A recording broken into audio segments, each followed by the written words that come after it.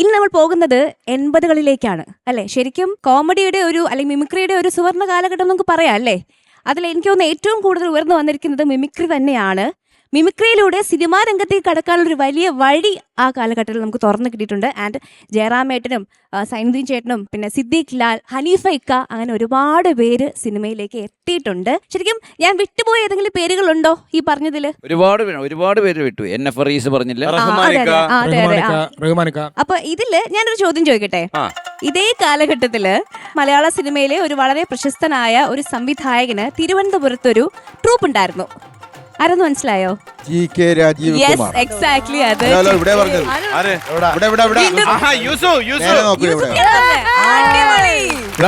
ചരിത്രങ്ങളെല്ലാം അറിയാവുന്ന വ്യക്തി. Google on ആയിരിക്കുന്നു. ഓണാകും, ഞാൻ ഓണായി വരുന്നേ ഉള്ളൂ.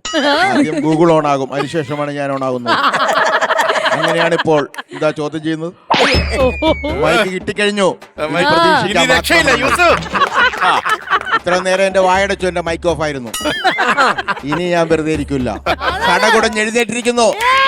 പറഞ്ഞോളൂ. അതെ, ഇനി കുറച്ചു നേരം ഓഫ് ചെയ്യണേ. അപ്പോ ഇക്ക പറഞ്ഞതുപോലെ തന്നെ TK രാജീവ് കുമാർ സാർ ആണ് ആ ഒരു പ്രതിഭ. അപ്പൊ അദ്ദേഹത്തിന്റെ സാന്നിധ്യം തീർച്ചയായിട്ടും നമ്മോടൊപ്പം ആവശ്യമാണ്. പക്ഷെ ഇപ്പോ ശബ്ദത്തിലൂടെയും അല്ലെങ്കിൽ ഒരു വിഷ്വൽസിലൂടെയാണ് അദ്ദേഹത്തിന്റെ ആശംസകൾ നമ്മളോട് അറിയിക്കുന്നത്. നമുക്ക് എല്ലാവർക്കും ആ ഒരു വീഡിയോ ഒന്ന് കാണാം അല്ലേ? പ്ലീസ്. കോട്ടയമാണ് എൻ്റെ സ്വദേശം. ആർട്സ് കോളേജിൽ പഠിക്കുമ്പോഴാണ് യൂണിവേഴ്സിറ്റി യൂത്ത് ഫെസ്റ്റിവലിൽ മോണോ ആക്ടിന് ഞാൻ പങ്കെടുക്കുന്നതും. അപ്പോൾ എൻ്റെ ഏറ്റവും അടുത്ത സുഹൃത്ത് ഗോപാലകൃഷ്ണൻ, അദ്ദേഹം മിമിക്രിയിലും. അങ്ങനെ മിമിക്രിയിൽ ഗോപാലകൃഷ്ണൻ ഞാൻ മോണോ ആക്ടിലുമായിട്ട് ആർട്സ് കോളേജിനെ റെപ്രസെൻറ്റ് ചെയ്ത് യൂത്ത് ഫെസ്റ്റിന് പോവുകയും അവിടെ വെച്ച് ഞങ്ങൾക്ക് രണ്ടുപേർക്കും മിമിക്രിയിലും മോണോ ആക്ടിനും അംഗീകാരങ്ങൾ കിട്ടുകയും സമ്മാനങ്ങൾ കിട്ടുകയും ചെയ്തു. അങ്ങനെയാണ് ഞാനും ഗോപാലകൃഷ്ണനോട് ചേർന്നിട്ട് രണ്ടുപേരടങ്ങുന്ന ഒരു മിമിക്രി ട്രൂപ്പ് തുടങ്ങി. അങ്ങനെ യൂണിവേഴ്സിറ്റി കോളേജിലേക്ക് എത്തിക്കഴിയുമ്പോഴാണ് ഞങ്ങളൊരു കുറച്ചുകൂടി വിപുലമായിട്ട് ഈ പരിപാടി ആലോചിക്കാമെന്ന് പറഞ്ഞിട്ടാണ് ഞങ്ങൾ ആ വർഷത്തെ യൂണിവേഴ്സിറ്റി യുവജനോത്സവങ്ങളിലെ മോണാക്ട് മിമിക്രി ആൾക്കാരെ കൂടെ എല്ലാം എൻസംബിൾ ചെയ്തിട്ട് ശ്രീറാം എന്ന് പറഞ്ഞ് ഇന്ന് വളരെ പോപ്പുലറായിട്ടുള്ള ഗായകൻ, ബാലൻ, അദ്ദേഹം ഇന്ന് വൈൽഡ് ലൈഫ് ഫോട്ടോഗ്രാഫറാണ്, നന്ദൻ, അദ്ദേഹം പ്രസിദ്ധനായിട്ടുള്ള ഡബ്ബിംഗ് ആർട്ടിസ്റ്റ് ആയിരുന്നു, ഗോപാലകൃഷ്ണൻ, അങ്ങനെ ഞങ്ങൾ 5 പേരടങ്ങുന്ന ഒരു സംഘം ഉണ്ടാക്കി. അതിന് സൂപ്പർ മിമിക്സ് എന്നായിരുന്നു അന്ന് ഞങ്ങൾ കൊടുത്തിരുന്ന പേര്. അപ്പോൾ ഈ കാലഘട്ടത്തിലെല്ലാം എനിക്ക് സിനിമ പഠിക്കണം, പൂനെ ഫിലിം ഇൻസ്റ്റിറ്റ്യൂട്ട് പോകണം എന്നുള്ള ആഗ്രഹം ഉണ്ടായിരുന്നു. ആലപ്പുഴയിലുള്ള മൊഹമ്മ എന്ന സ്ഥലത്തൊരു പ്രോഗ്രാം നടത്താൻ പോകുമ്പോഴാണ് എന്നെ ആദ്യമായിട്ട് ഈ നവോദയയിലുള്ള മാത്യു പോൾ എന്ന് പറയുന്ന അസിസ്റ്റന്റ് ഡയറക്ടറാണ്, അദ്ദേഹം ഞങ്ങളുടെ പരിപാടി കാണുകയും പിറ്റേ ദിവസം ഞാൻ തിരിച്ച് വീട്ടിലെത്തുമ്പോൾ നവോദയ അപ്പച്ച സാർ എന്നെ വിളിക്കുകയും 85 മുതൽ എൻ്റെ ആദ്യ സിനിമ ചെയ്യാനായിട്ടുള്ള ഒരു ഓപ്പർച്യൂണിറ്റി നവോദയ എനിക്ക് തരികയും നവോദയയിലെ ജിജോയുടെ ബ്രദർ ജോസ് ഒരു കാർ യാത്രയിൽ എൻ്റെ അടുത്ത് വളരെ കാഷ്വലായിട്ട് ചോദിച്ചു, ഇങ്ങനെ രാജീവ് മിമിക്രിയൊക്കെ ചെയ്യുന്നതല്ലേ, എന്തുകൊണ്ട് മിമിക്രി വെച്ചിട്ടൊരു സിനിമ ആലോചിച്ചുകൂടാ, ഒരു കോമഡി, ഒരു ഹ്യൂമർ സബ്ജക്റ്റ് ആലോചിച്ചുകൂടാന്നൊരു വളരെ കാഷ്വലായിട്ട് ജോസുവാൻ ചോദിച്ചതിൽ നിന്നാണ് സത്യത്തിൽ എൻ്റെ ആദ്യ സിനിമ ചാണക്യൻ എന്ന സിനിമയുടെ തോട്ട് ആദ്യമായി അങ്ങനെ ഒരു മിമിക്രി വെച്ച് ആലോചിക്കാനായിട്ട് തോന്നിയത്.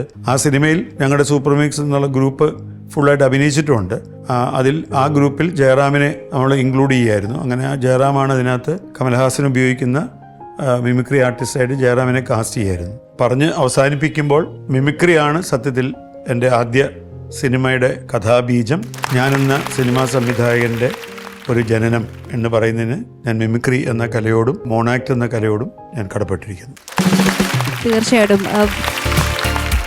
എന്നിടയ്ക്ക് ഒരു കാര്യം എനിക്ക് പറയാനുണ്ട്. ഇപ്പം പറഞ്ഞില്ലെങ്കിൽ പിന്നീട് ഒരിക്കലും ഞാൻ പറയാൻ പറ്റിയെന്ന് വരില്ല. കാരണം ഇദ്ദേഹം ഒരു ട്രൂപ്പ് തുടങ്ങാനായിട്ട് ആരംഭിക്കുന്ന സമയത്താണ് ഞങ്ങൾ മിമിക്സ് പരേഡ് എന്ന ട്രൂപ്പ് ആരംഭിക്കുന്നത്. അപ്പോൾ ഇത് എൻ്റെ പോസ്റ്ററൊക്കെ ഒട്ടിച്ചു കഴിഞ്ഞു. ഒരു ദിവസം ഞാൻ പത്മ ജംഗ്ഷനിൽ നിൽക്കുമ്പോൾ സൈക്കിളിലാണ് കേട്ടോ, ഞങ്ങളിങ്ങനെ പുതിയ ട്രൂപ്പ് തുടങ്ങാൻ പോകുന്നു രാജീവ് എന്ന് പറഞ്ഞു. അപ്പോൾ എവിടെ എൻ്റെ പോസ്റ്റർ എന്ന് ചോദിച്ചു. ഞാൻ കാണിച്ചു തരാമെന്ന് പറഞ്ഞു. എൻ്റെ സൈക്കിളിൻ്റെ ഫ്രണ്ടിൽ പുള്ളിയെ കയറ്റി ഞാൻ കൊണ്ടുവന്ന് ഈ പോസ്റ്റർ കാണിച്ചു കൊടുത്തു.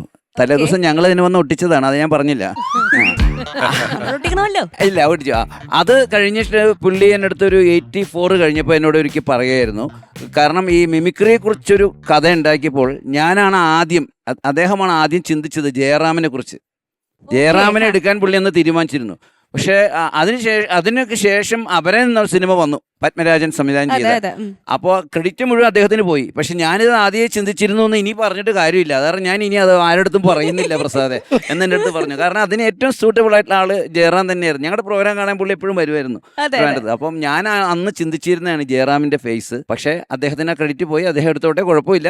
അതിനുശേഷം ഞാൻ പക്ഷെ ഉപയോഗിച്ചു. നമുക്ക് അതുകൊണ്ട് എന്താ ഒരു വലിയൊരു കലാകാരൻ നമുക്ക് ലഭിച്ചു അല്ലേ? അതെ. സുരാജ് ചേട്ടനുണ്ട്, നോബി ചേട്ടനുണ്ട്, അസിസൊക്കെയുണ്ട്. നമ്മൾ എല്ലാവരും ട്രിവാൻഡ്രത്തുകാരാണ്. ട്രിവാൻഡ്രത്ത് നിന്നും ഇങ്ങനെ മിമിക്രിയിലൂടെ വലിയ വലിയ തലങ്ങളിലേക്ക് എത്തിയ ഒരു കലാകാരനെയാണ് നമ്മളിപ്പോൾ അദ്ദേഹത്തിന്റെ വാക്കുകളാണ് നമ്മൾ കേട്ടത്. ചേട്ടനെ കുറിച്ച് എന്താ പറയാനുള്ളത്? വലിയ സന്തോഷം. ഞാനത് എനിക്ക് കൂടുതൽ അറിവില്ലായിരുന്നു. അങ്ങനെ അവര് 4 പേര് 5 പേര് എന്റെ ആ കാലഘട്ടമൊക്കെ അപ്പൊ സൂപ്പർ മിമിക്സ് എന്ന് പറയുന്ന ഒരു ട്രൂപ്പൊക്കെ ഉണ്ടായിരുന്നു. എന്തായാലും അതൊരു പുതിയ അറിവാണ്. ഒരുപാട് സന്തോഷം തോന്നി.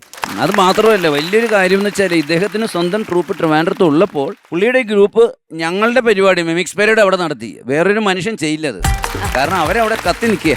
ആ സമയത്ത് എറണാകുളത്ത് നിന്ന് ഒരു ട്രൂപ്പിനെ വിളിച്ചുകൊണ്ട് വന്ന് ജനങ്ങളെ കാണിക്കുക എന്ന് പറഞ്ഞാൽ അതും സെനറ്റ് ഹാളിൽ അങ്ങനെ കാണിച്ച ഒരു വലിയ വിശാല മനസ്കൻ കൂടെയാണ് രാജീവ്.